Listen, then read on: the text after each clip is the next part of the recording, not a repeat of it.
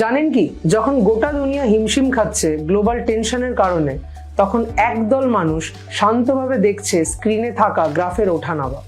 মার্কেটের অশান্ত পরিস্থিতিতে নিজেদেরকে শান্ত করে টিকিয়ে রেখেছেন মার্কেটে।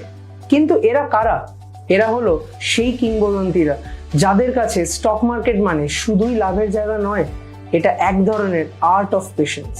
আজ আমরা জানবো ভারতীয় শেয়ার বাজারের সেই 5 জন কিংবদন্তি ইনভেস্টরদের কথা, যারা মার্কেটের বিভিন্ন ওঠানামার মধ্যেও থেকেছেন স্থির। আর এই লিস্টে প্রথমেই নাম আসছে sir Rakesh Jhunjhunwala, India's Warren Buffett. ইনি মূলত স্মল ক্যাপ এবং মিড ক্যাপ স্টকে বেশি দক্ষ ছিলেন।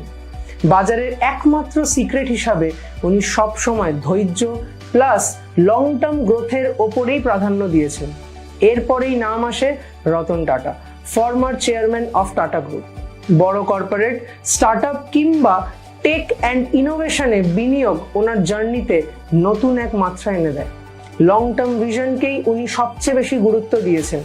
এরপরেই বলতে হয় বাজাজ গ্রুপের ফর্মার চেয়ারম্যান রাহুল বাজাজের কথা। ট্রেডিশনাল ইন্ডাস্ট্রিজ, লং টার্ম গ্রোথে দক্ষ সাবধানী বিনিয়োগ এবং স্থিতিশীলতা, এই দুটি বিষয়ে উনি সব সময় ফোকাস রেখেছেন। Next, Sanjay Mehta, chairman and MD of Hindustan Unilever group. Long term বিনিয়োগে steady growth plus stable returns, এই দুটি ইম্পর্টেন্ট প্যারামিটারের ওপর তিনি সবাইকে দৃষ্টি আকর্ষণ করিয়েছেন।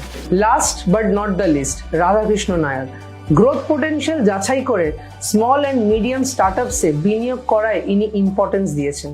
এই 5 জন লেজেন্ডই দেখিয়েছেন স্টক মার্কেটে টিকে থাকার জন্য শুধু টাকাই যথেষ্ট নয়, দরকার মনোবল, ধৈর্য, বিশ্লেষণ এবং বিশ্বাসের। এই 5 জনের মধ্যে আপনি কাকে মনে করেন গ্রেটেস্ট ইনভেস্টমেন্ট আইকন? কমেন্টে জানাতে ভুলবেন না।